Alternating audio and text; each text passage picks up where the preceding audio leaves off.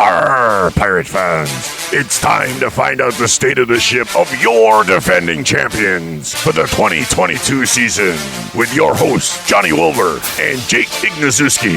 And now, brought to you by Resonate, it's the state of the ship. All right, welcome into the State of the Ship, brought to you by Phoenix Communications. Jake Ignaszewski and Johnny Wilbur finally back. It's been a while, Jake. Wrapping up the Pirates season. It didn't end the way that anybody really wanted it to end, right. But, overall, we had some good things come out of it. Yeah. Unfortunately, not another trip to the United Bowl.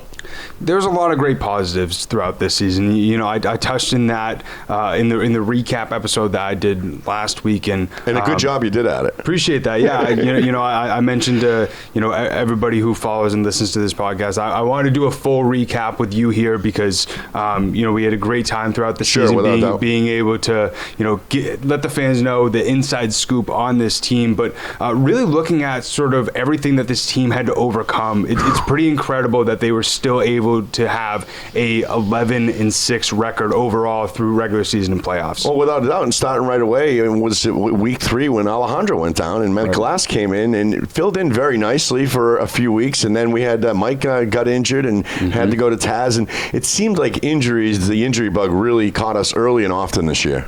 Especially after, that 2-week bye week. I think that was the biggest thing that hurt this team, at least early. We saw that first game against Quad City coming back off of those 2 bye weeks, and those injuries left and right.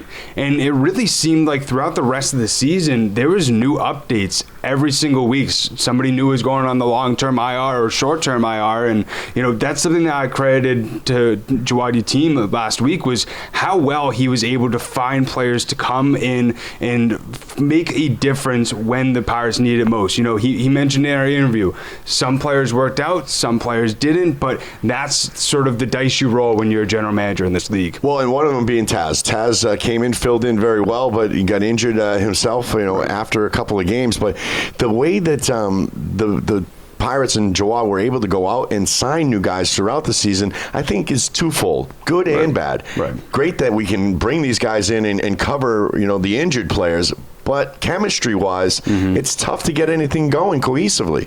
Yeah, I agree with that, and that's something that you can say about the last few weeks that we saw of this Pirates season. The guys that he brought in, the 4 players of Jalen Marshall, Ezekiel Rose, I really Terrence would like Smith. to see more of Jalen. I hope that he returns next year. I agree. I hope so as well. But also, Justin Thomas as well. Those guys made a massive difference both on offense and defense. But you can really look at when you bring in guys with 2 games left in the regular season, trying to help build that chemistry, like you mentioned. That was something that, when I first started this podcast, we had on Toby Johnson. He mentioned that was the main thing that helped them win the championship last year was that chemistry in the locker room. And you could see it. I was in the locker room right after the first playoff win last year and the second playoff win. I wasn't lucky enough to be in Arizona, but you could see the camaraderie and the team chemistry in the locker room after that United Bowl run. And in that United Bowl run, and even in the parade after they all came out, and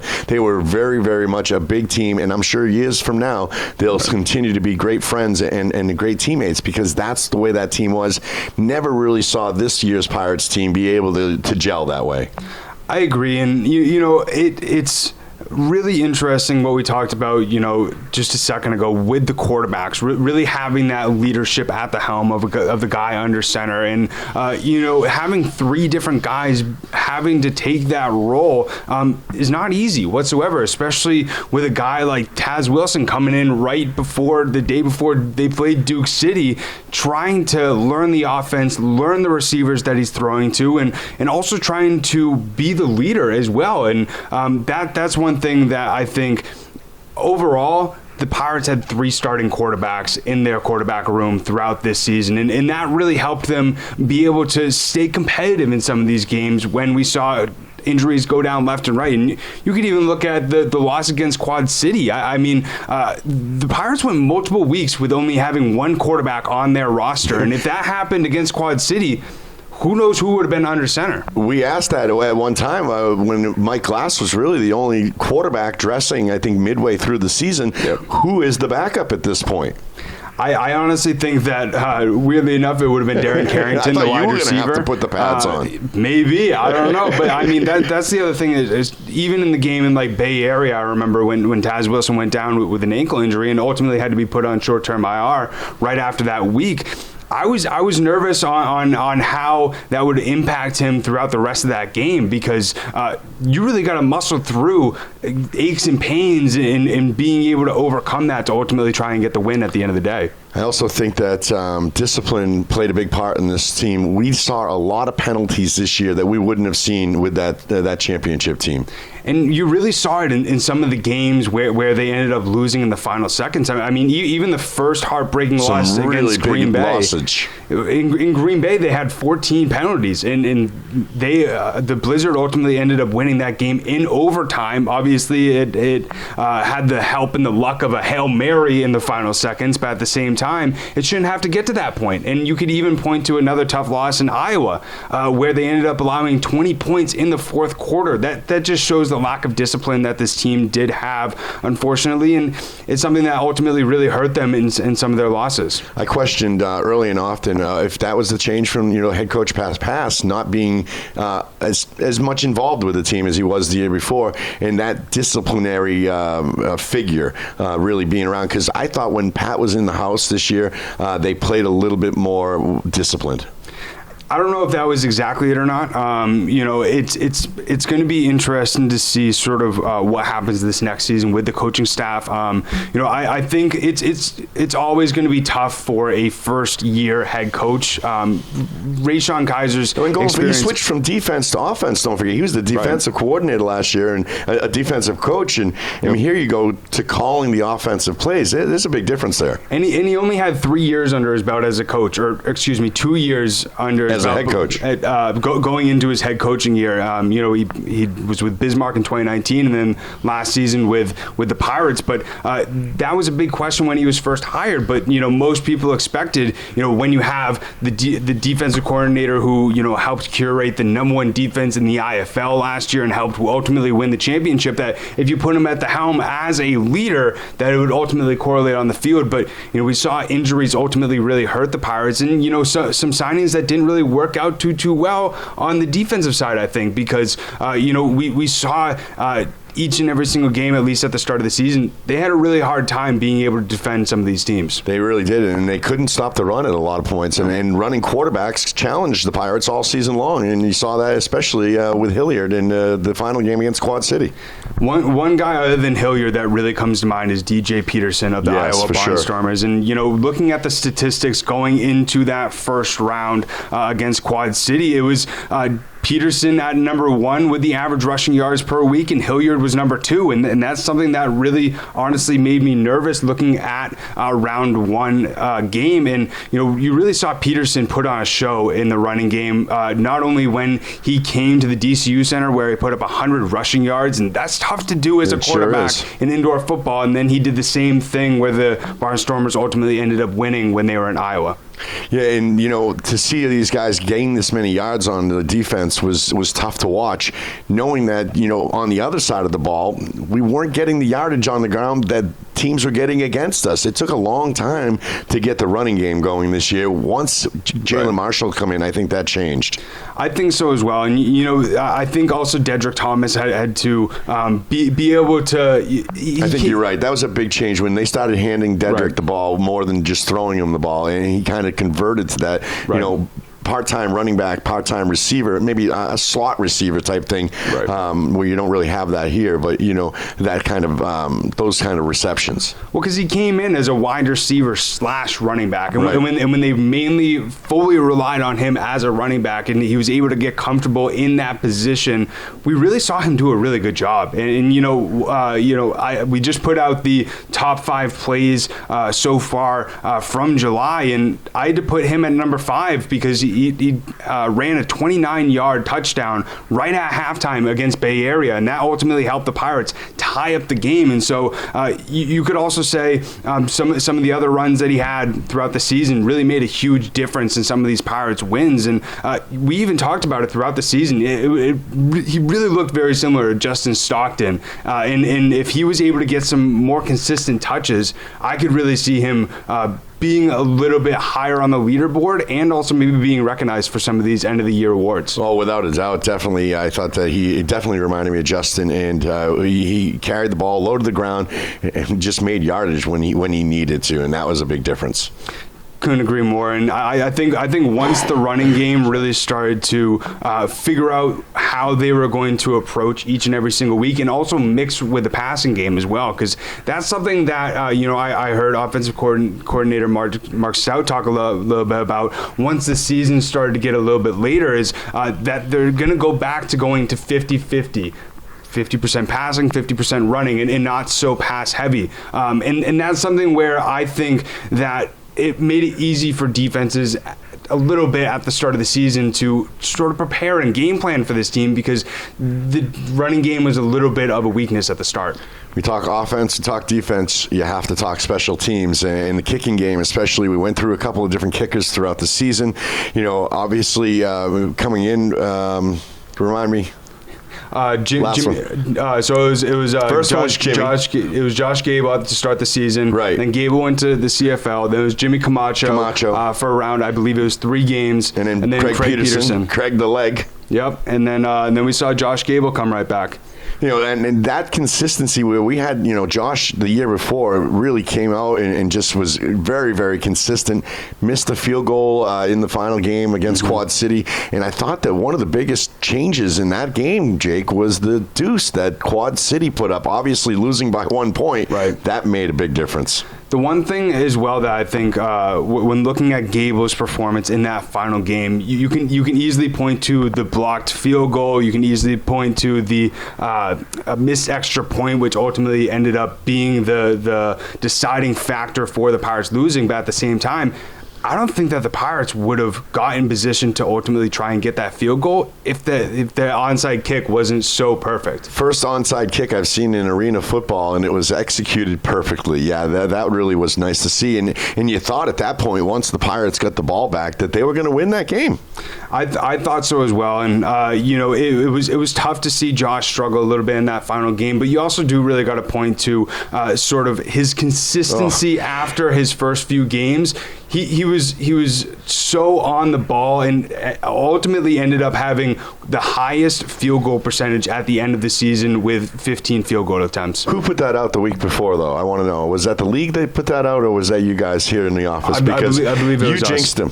Yeah. You jinxed him. You put the statistic out that he had been the most consistent up until that point, and then of course then the final game against Quad City happened, and anytime it shouldn't come down to a one point field goal. Yeah, and it's looking back at this season, I think with all the ups and downs, and even though it didn't exactly end how we wanted it to, I think all in all, there was a lot of learning lessons for this upcoming season, and I think as well we were able to see a lot of new faces that we didn't see last season really show what they could do. We talked about even before we hit record. Isaac Zico was a guy who throughout the season was we haven't even very mentioned consistent. Him yet. And what a great! I was really surprised not to see Zico in that final game. I was as well, honestly, but I think he was too. Yeah, I mean, but that's why we talk about it with the microphones, and we allow the other guys to make those sort of decisions. But throughout the season, he was just so consistent in being able to help the Pirates offense set up some of those really successful drives that we saw throughout the season. And I think especially with the three-headed monster that the Pirates had at wide receiver, you could also include Javon Durant in there as well. It was just very difficult to stop this offense when they were rolling. It sure was, and they'll stop it when it rolls again next year too. And we'll have to learn all. That's one thing about the indoor football league is pretty much everybody's on a year-to-year contract, and it can be a completely different team next year. Some of these guys have expectations and aspirations to play in higher and bigger leagues, and you never know who's going to be available in upcoming season. Right, and I think the one thing that really helped this team throughout the season was being able to have that veteran presence of guys who won it last year and were able to help mentor the guys who are new to this league, because you really even saw it in the awards that were presented so far during this offseason. Is we saw Arian Maxey Penn as well as Thomas Owens both get selected for two the of my first favorite players. Me They're too. just electrifying on the field For the first team of all IFL, and then for the second team, we saw Deshaun Downey, who broke 3 Pirates records last season, show that he didn't that last season was not a fluke, and that he's as dominant as he was last season this season. And then we saw newcomer Rubens Joseph on the offensive line also get selected for the all IFL second team. So it was really nice to see some guys who really made a huge impact for the Pirates throughout 2022 get recognized for their good play. Yeah, it was, and for you too. You did a great job throughout the season, Jake. It was your first road trip year and your first real job covering the team and being with them all the time and watching your footage on Facebook and on YouTube and all the Pirates outlets on the website and everything. You gave a great insight to the team and allowing us from the outside to be able to feel like you were a part of that team. Yeah, it was a lot of fun during this first season.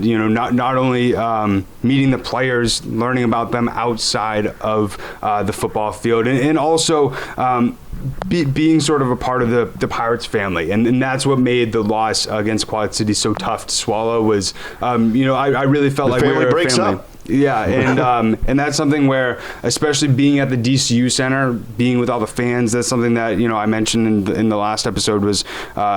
That was one of the biggest things that I really enjoyed on game days, was seeing familiar faces and being able to gain those relationships with the fan base. Good thing is you get to do it all over again next year. Exactly. And you turn the page, and they started right away rebuilding for next year. Yep. Obviously, you can't sign anybody yet, but I'm sure that Jawad is hard at work at building a new team to come back and to compete again. It's very difficult to repeat as champions, never mind 2 years in a row. To do it ever twice, is hard. Not to do it 2 years in a row is even harder. So they'll come back. They'll put the pieces back together. Yep. And again, we'll fill the DCU Center coming up next year. But for this year, to put a cork in it, it was a great time. It was great getting to know you and doing the state of the ship here. We'll keep going. We'll keep them up to date on the signings and everything that goes on up through September. And if anybody, happens to move on to the XFL, and we'll keep you up to date with what's going on. Jake is amazing at following the guys, and make sure you follow Jake online. How do you get you? How do you find you? Like, where do you find Jake Ignaszewski online? So I post on Instagram. It's at I am Jake Iggy. I also post on Twitter as well. It's at Jake Iggy, and I'm going to do everything I can to support these guys through and through for everything that they helped us be able to do throughout this season. And as John mentioned, we are preparing for this next season. So if you want to get your tickets for next season, season tickets are currently on sale. Also, some 4-game plans. I saw some great 4-game packages. Yeah. And you can get that at masspiratsfootball.com/tickets. Our sales representatives are here and ready to help you. And they're all great people. They're all do a great job of making relationships and making sure that you have the best fan experience possible. And if you want to sponsor the Pirates, you want to be a part of the sponsorship, you want to see your business name and business logo on one of the big boards around the arena, get a hold of someone here in the Pirates office. Find them at masspiratsfootball.com. And you too can support the Massachusetts Pirates. As John mentioned, throughout this offseason, we'll be keeping you updated about everything that's going on with the team. Even though it's the offseason, there's still tons to talk about. Always. Iggy, it's been a pleasure. You as well. Let's shake hands. Till next season. Arg. Arr.